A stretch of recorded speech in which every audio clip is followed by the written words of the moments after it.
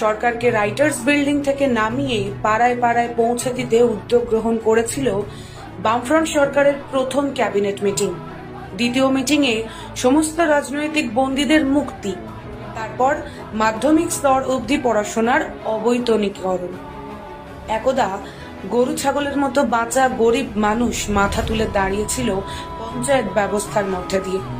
কৃষিতে দেশে প্রথম, মাছ চাষে দেশে প্রথম, সাক্ষরতার হার বৃদ্ধিতে দেশে প্রথম, সরকারি স্বাস্থ্য ব্যবস্থায় জনগণের অংশগ্রহণে দেশে প্রথম, আমূল ভূমি সংস্কারের মধ্যে দিয়ে 30 লক্ষ কৃষকের হাতে 11,27,000 একর জমি তুলে দেওয়া, 77 সালের আগে 1615 মেগাওয়াট বিদ্যুৎ উৎপাদন বাড়িয়ে 11,300 মেগাওয়াটে নেওয়া, 62% থেকে দরিদ্রতা 19% নেওয়া, ক্রয় ক্ষমতা বৃদ্ধি 2010